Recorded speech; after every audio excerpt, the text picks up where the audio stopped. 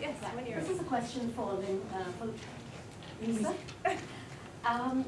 You were talking about the voice pitch levels for males and females. There's also literature in, I guess, evolutionary biology, looking at sexual selection, that women with a higher pitched voice, it's a signal of attractiveness, whereas a low pitch is a signal of power. Do you kind of go towards that in your studies, or do you look at that? sure.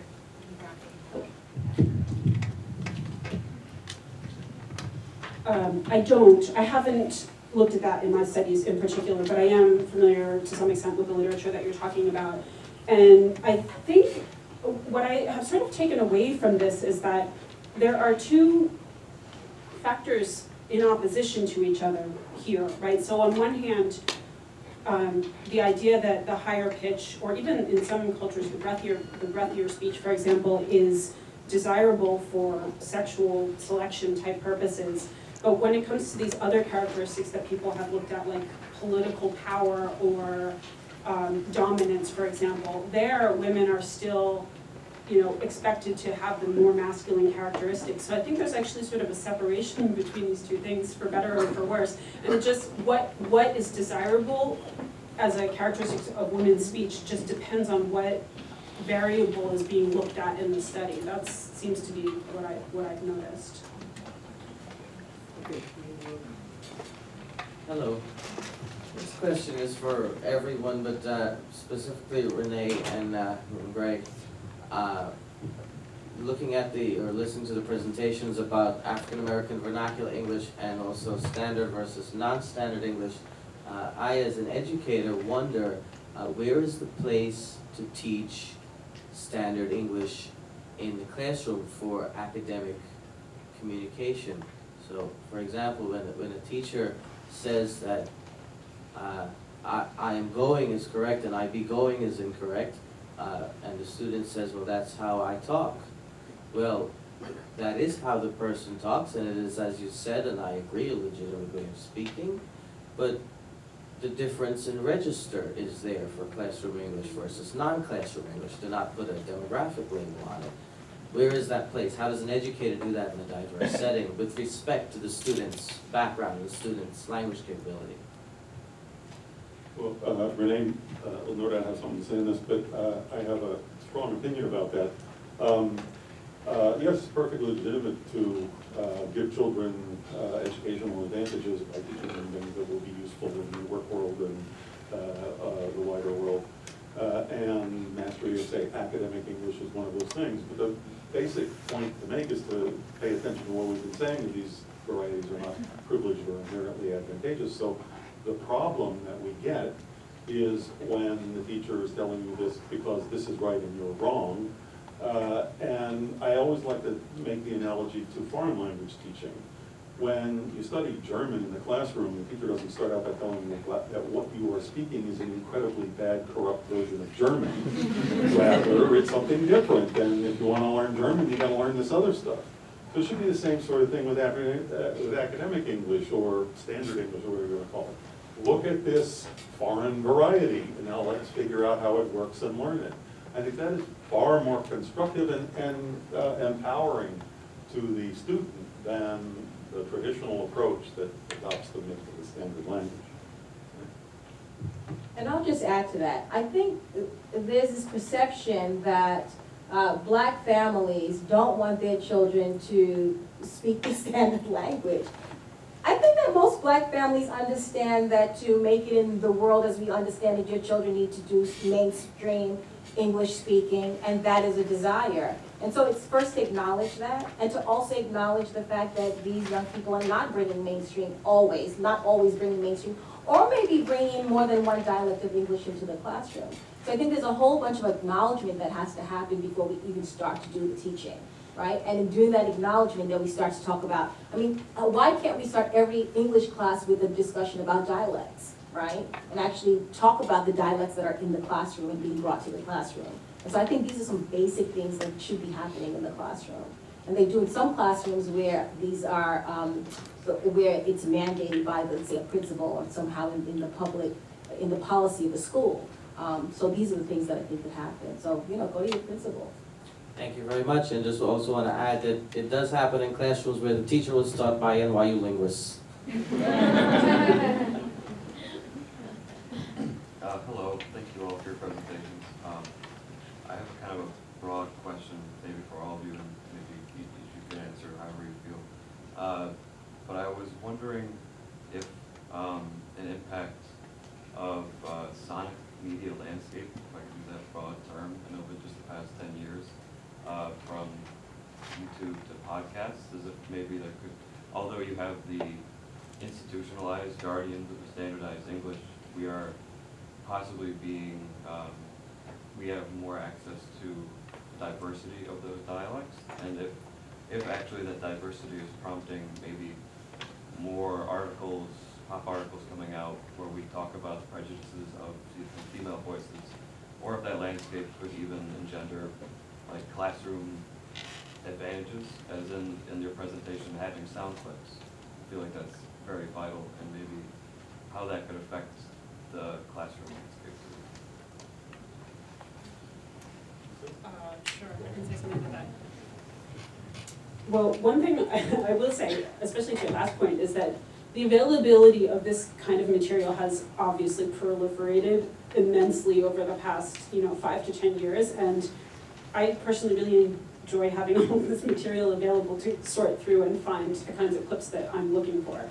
So, and I think that's actually, it's a good point in the sense that, we may want to teach about something, but we might not have the proper materials to do it. And like, let's say that you want to, you want to teach about Southern accents or, even Southwestern accents or something like that now. Or actually, let's say you are studying an indigenous language, for example, and in some cases you can find radio broadcasts that are produced in those languages that we really didn't have access to before. So I don't think I'm answering your whole question, but this, to the last part of your question, yeah, I think the sheer amount of stuff that is available to us is a splendorous thing, and we can really use it to great advantage. Now, whether it's actively affecting how people feel about different dialects or different languages as they're listening to these things, as they're listening to YouTube or to podcasts or whatever, I don't know. I feel like they're still kind of new, and so maybe 5 years from now, we can do a study to look at this, but I hope so. I hope that the availability of such things is making that more possible. I'm gonna let you say, but let me just say something. Mia Matthew, how do you say your last name? Matthias, thank you. Mia Matthias is in the audience, and Mia Matthias is someone who was an undergraduate major who did both linguistics and computer science. And she brought this amazing idea to me that changed how I actually teach.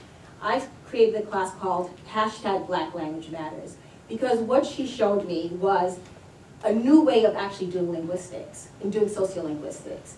And that is that we can actually track.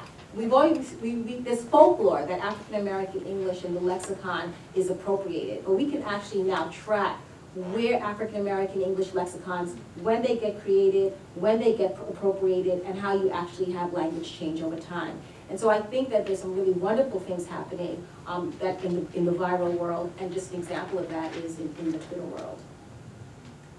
I'm thinking about the part of your question that asked whether more diversity of speech in public media is leading to more acceptance of diversity in speech. And a part of me thinks that it goes the other way around, that the more we accept diversity in language, the more we're going to hear diversity in public fora, in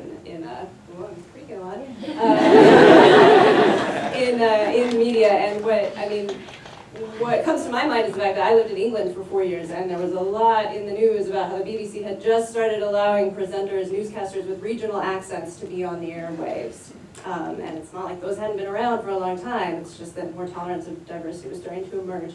Another thing that occurs to me, and Lisa maybe can talk more about this, is there may be more diversity in YouTube and podcasts and so forth, but there's still a lot of negative reactions. So I think it was This American Life that did an episode on the kind of, not fan mail, the opposite of fan mail, that many female broadcasters get, specifically people pointing out broadcasters' creaky voice, and I think blanking on the guy's name. Ira Glass. Yes, thank you. Ira Glass creaks a lot, right? And he points out, like, nobody's ever gotten upset about my creaky voice, but they do about women broadcasters doing it, so. Yes, it's Yeah. episode 545. And you should listen to it As many times as I have.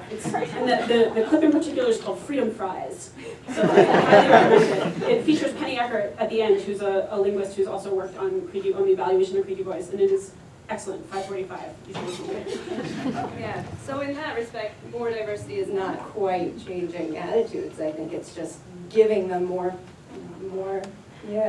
room to be heard. Thank you. Yeah.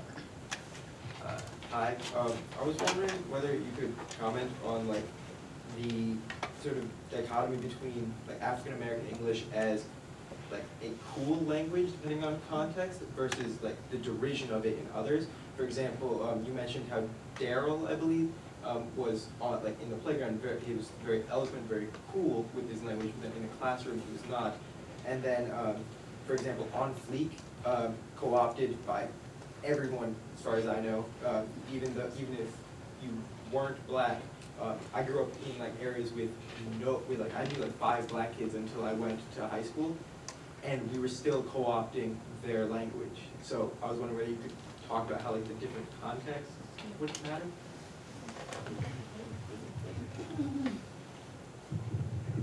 Well, what you're talking about raises a bunch of different issues.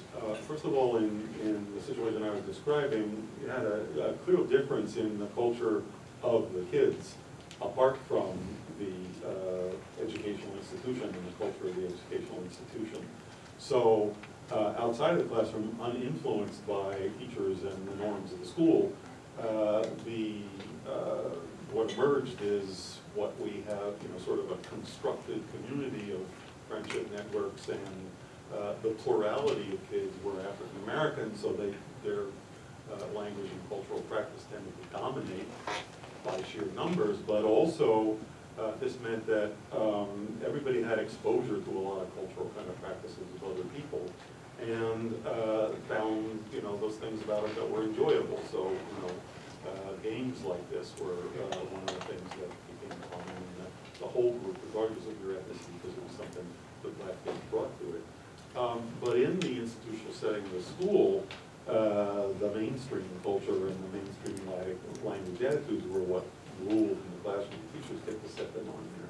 So in the wider world, we see the same kind of things. You see, we're going to talk about appropriation before you get features of popular culture, music, hip-hop, dance, clothing styles, hairstyles, all kind of stuff like that. It may emerge within the African-American community or another minority community and acquire some kind of social connotation because of its uniqueness or its originality or what have you, and become popular. So I have a son who was mad into hip-hop for most of his adolescence and young adulthood. So he tried to put his hair in dreadlocks. He's got hair like mine. Didn't work very well.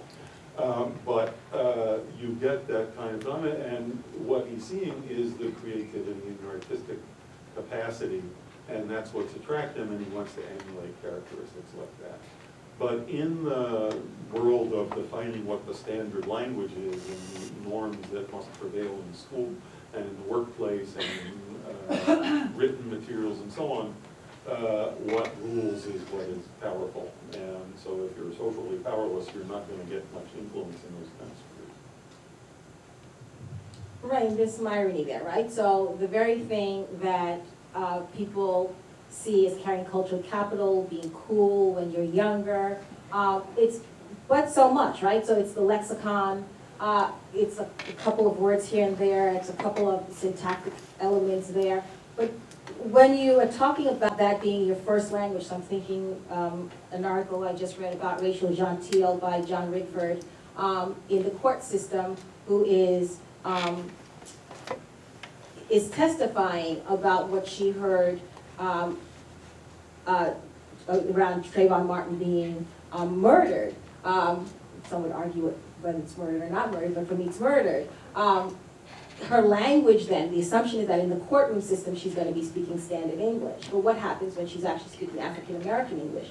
Her language, right? And that's seen as somehow making her no longer intelligent, understandable, viable as a witness. And so there are all these ways, and then in these cases where you get pushback against African-American English. And so it becomes this kind of push-pull. On one hand, you want it, you want to be cool, you want to be young, you want to be hip, and then on the other hand, it's not what is expected for in society, right, to make it in society. And there's certain places where it's just not accepted, right? So it becomes really complicated. And that's why I wanted to really get at, like, what are our internal ideologies about what African-American English really is and what it's doing and who the people are who speak it.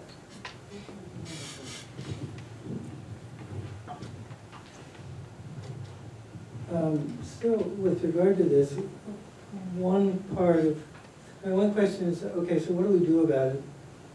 And the idea with regard to education is really dialect awareness, including awareness of when something's appropriate contextually. And there's a very successful program in Los Angeles where this is done. So kids learn, African American kids learn what's the right thing to say in a given context. And it's that kind of dialect awareness. And part of it is, when I say awareness, you value African American English, but you're also mindful that there are places where, just as there are places where it's the appropriate dialect, there are also places where a different variety is.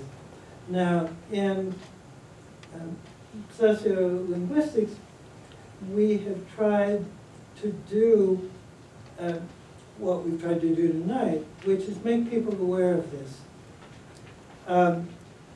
However, a prominent, from my point of view, younger sociolinguist published something that said, that's not enough. And I read this when I was evaluating him for tenure or promotion somewhere or something. So I had to be careful about it. But I asked him via Facebook, what are you supposed to do? And as I say, trying to change it so he wouldn't realize I'd been evaluating him. And his answer was, shit, that's a hard question. So it is hard for educators. It's hard for sociolinguists. Starting with Laurel's ending, be aware of it. And don't let people get away with saying there's some intrinsic logic or the like that makes standard English better. Be aware of it. But we're still left with the question, how do we make sure that minority kids acquire the language they need for economic advancement, while at the same time respecting and valuing the language that they came to school with. So. Hi, good night. Hey, Professor Bill. I had a question switching, I guess, gears a little bit. And I'm not sure if folks have heard, I believe her name is Chimamanda Ngozi Adichie, and she was speaking. There was a controversy recently regarding her saying, that trans women are trans women, and she later sort of said, she thought, well, if she said cis women were cis women and trans women were trans women, then folks would have, there was a little bit of controversy around her saying that comment in context. And so she spoke a little bit about this idea of a leftist sort of, hegemonic sort of language practice that is sort of growing in light of, like we're talking about, social media, wherein there's sort of this, I wouldn't say, it efficiently boils down to like a hierarchy type thing, but she's sort of saying like that's not her language. She doesn't use the word cis. And there was someone else that sort of wrote a piece about Latinx, the term, and sort of the way that sort of, infringing, I guess, on folks who that isn't their, sociolinguistic, pattern. So I wondered if you guys could speak a little bit to that and what might be, because then also as someone who's come through the academy and learned by brilliant, learned from brilliant scholars such as you guys, I can see how it also is a little, I don't want to say elitist or, but in sort of a vein where only certain folks can, engage with that sort of conversation if they're privy to that sort of language that rises from either folks that have left this space and into sort of the social media space or whatever. But I just thought I'd love to hear linguists talk about that.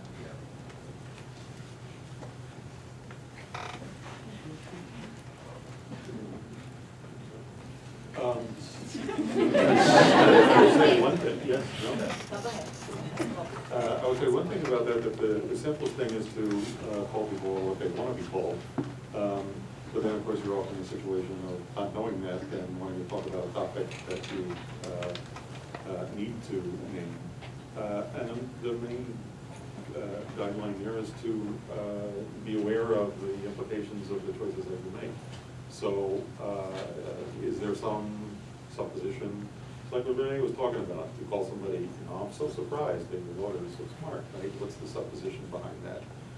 So the same thing would go to the kinds of references that you make for people with practice. Yeah, I didn't want to have to bring this up. So I teach a class, and we talk about the N-word. Who gets to say the N-word? And it becomes a really difficult situation, right? And so in my class, Black students in this particular semester can use the N-word, and white students can't. And that's been very difficult. And so last semester, it was mostly Black students. All the Black students used the N-word, and we had no white students actually, and so everyone got to use the N-word, but nobody chose to who was not identified as Black. So I think there's work and negotiation that always happens around labeling and naming and who gets to do it. I think that it's just that, a negotiation and a conversation. And I think we have to open up spaces where those conversations and negotiations can happen. And I think it's difficult, and it's difficult work. But I do think that if we create those spaces, that we can really get somewhere with it.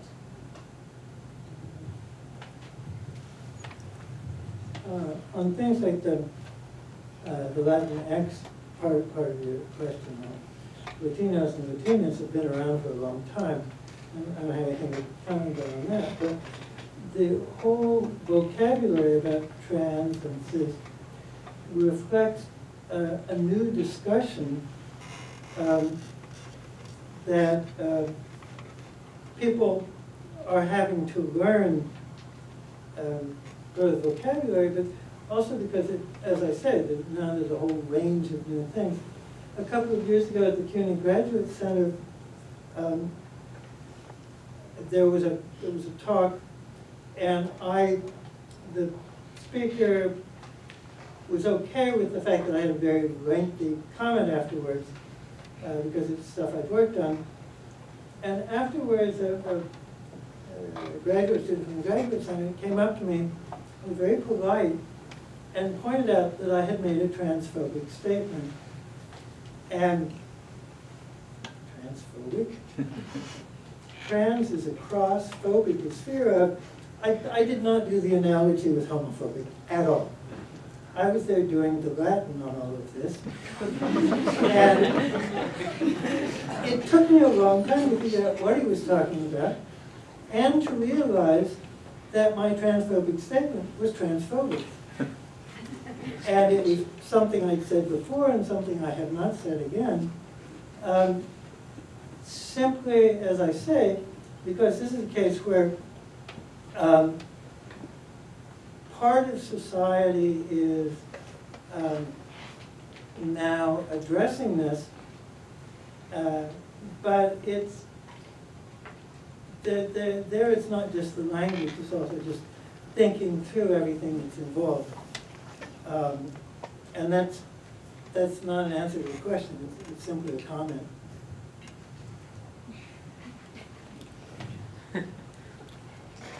Hi.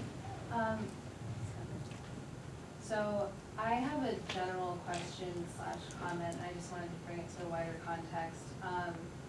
Something that I've been thinking about recently is the fact that Maxine Waters has been making a lot of comments, and she's kind of become a voice that's anti-Trump and just at the forefront of a movement. But recently she went on Bill O'Reilly's show, and she was incredibly articulate, and the only comment he had afterwards was about her hair. So I'm curious, the standardized, articulate, like register, the powerful, hegemonic way of speaking doesn't seem to be working, because people can become president of the United States, or can be incredibly articulate and just speak what is quote unquote good English, and still come out being tokenized or called, like you had in your presentation, Renee, articulate, a good, clean, neat African-American boy. And I'm wondering how that can be subverted in the classroom and in academia, because that's a place that it's incredibly entrenched. And if there are ways to establish multiple standards so that people aren't tokenized when they reach that platform, and more people can reach that platform. For example, can people write papers to you in African-American English, or can people respond to you in African-American English and have that be legitimate? Will they get an A? Will it even be accepted? Just how are you as educators from your platform going to overthrow the current system?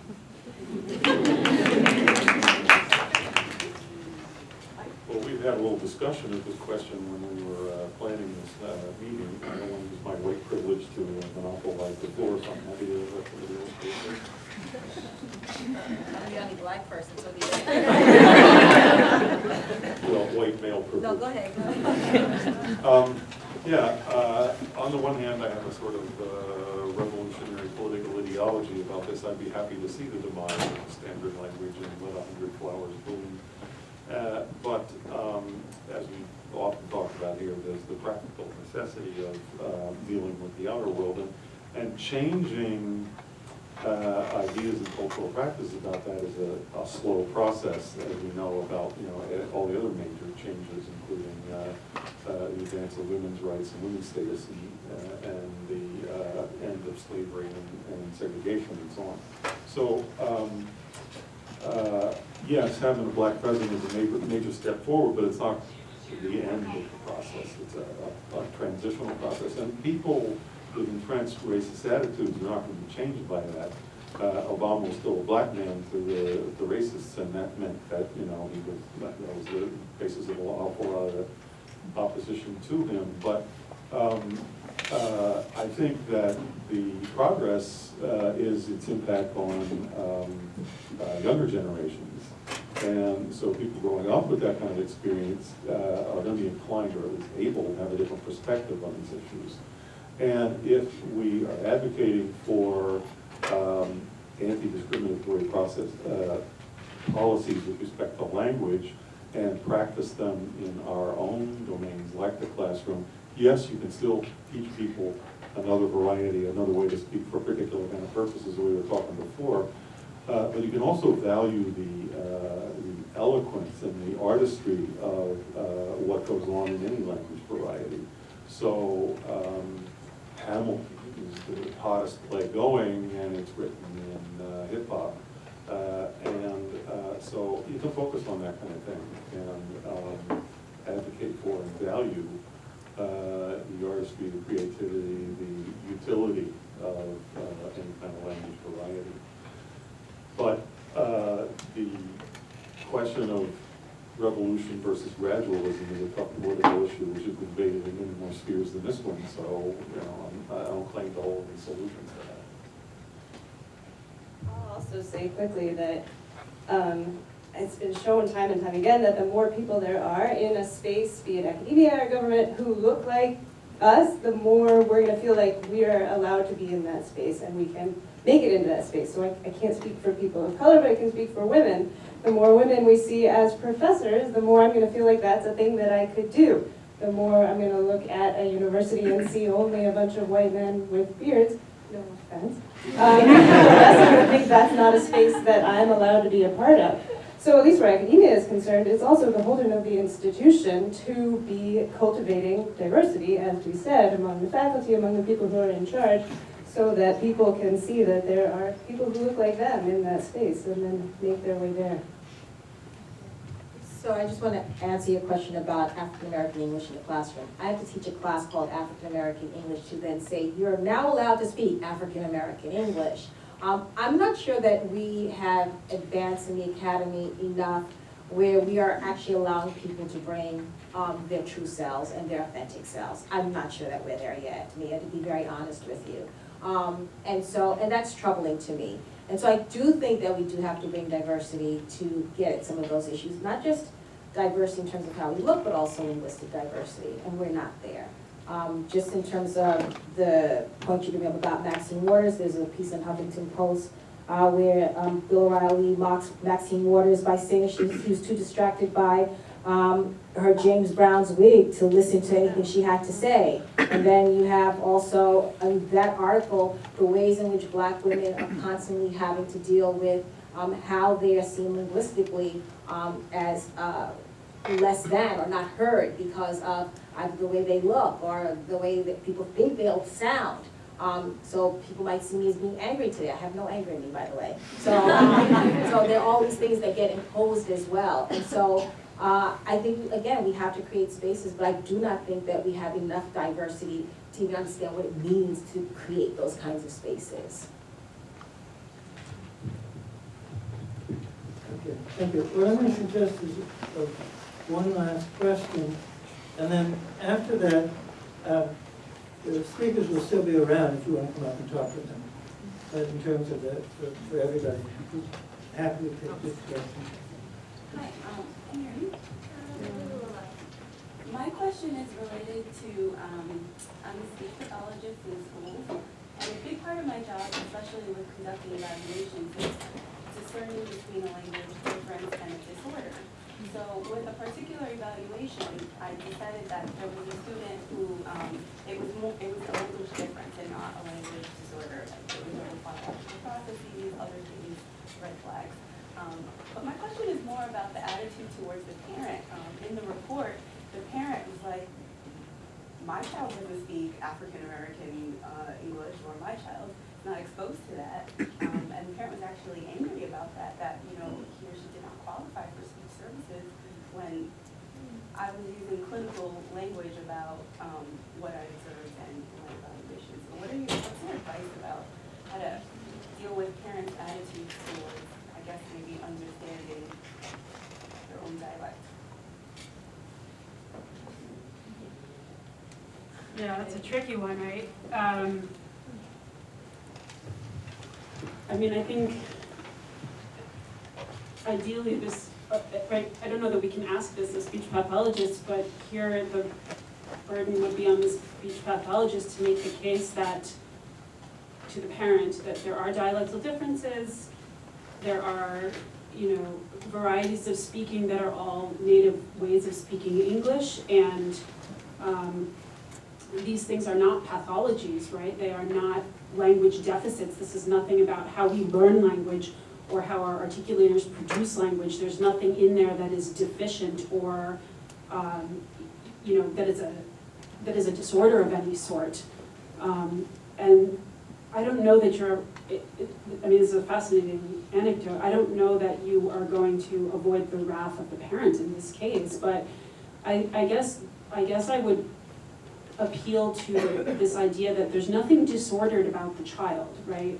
You're a speech pathologist, you are trained to look for disorders, be that language disorders or speech disorders or hearing disorders, and in your professional opinion, there's nothing disordered about the child.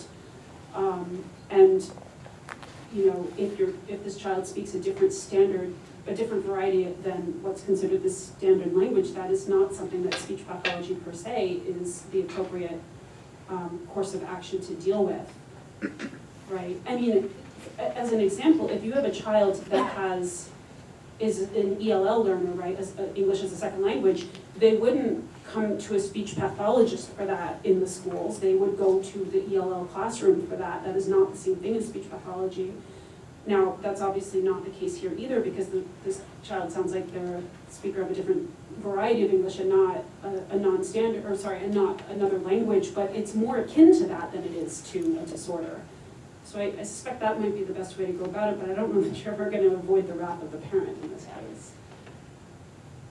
But we do have an example, 1970 Simpkins and Simpkins with the bridge readers, where we had, there was an experiment whereby you had African American English being taught to students, and then they'd bridge over into standard American English. Those bridge readers did not continue, did not succeed, not because of the school system, but because of the parents, the parents of African American English speaking children. So I think, especially speech pathologists in the school system, I think it's the onus on the school as well to do that work for the community. And to, I mean, the same way we have parents and we talk to parents about bilingual education, we should be talking to parents about bidialectal, multidialectal education as well. So I think it's, there are a number of levels that we can really hit this at, but I think it ultimately comes down to educational policy as well. So I'd like to thank the panelists.